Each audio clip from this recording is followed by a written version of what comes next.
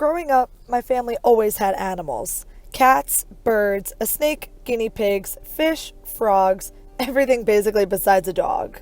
This allowed us to have an understanding of animals from a very young age and our connections to them.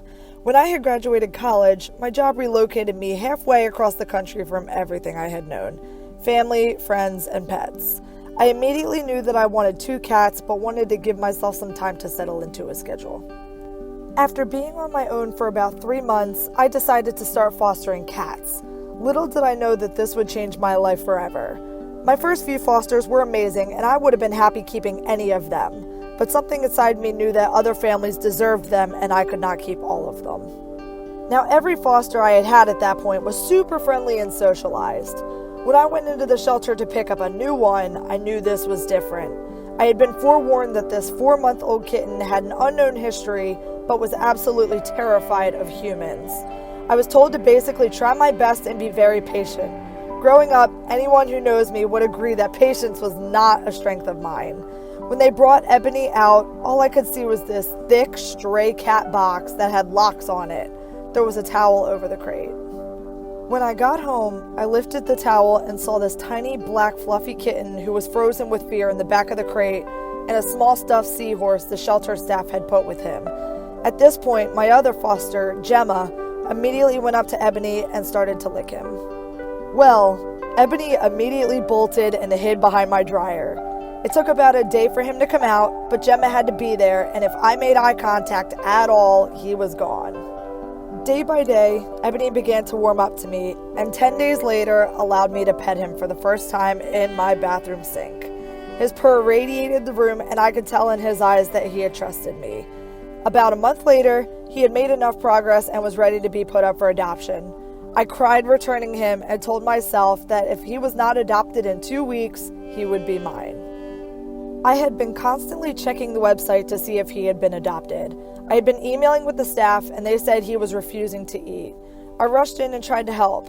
When I saw him hiding in his litter box because he was so depressed, I called my mom crying. When he had recognized me, he immediately rolled over and started purring, asking for pets.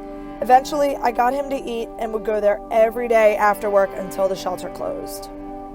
One day, an older couple came in specifically wanting to meet Ebony.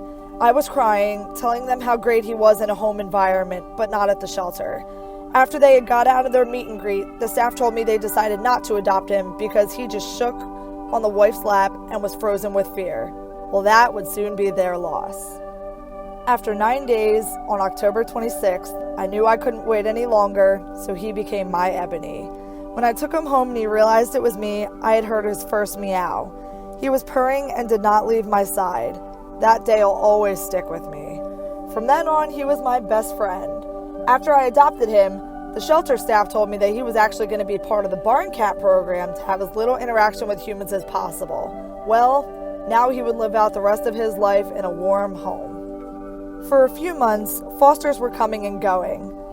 I was looking for a second cat, but seeing Ebony play with the kittens, I knew he needed a permanent friend. In January, I saw Willow's picture on the website and something was pulling me to her. She came home with me that next day. They immediately bonded and have been inseparable ever since.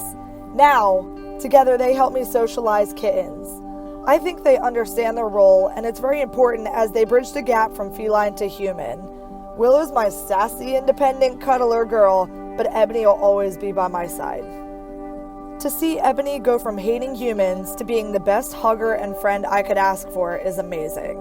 People should take the time to understand. Just because there are verbal barriers, it does not mean all creatures don't deserve a chance. I wonder where he would be if I hadn't given him the chance. If the shelter hadn't given him the chance to be in a home. Everyone deserves to have an Ebony in their life, but you'll never know if you don't open your heart to all the possibilities.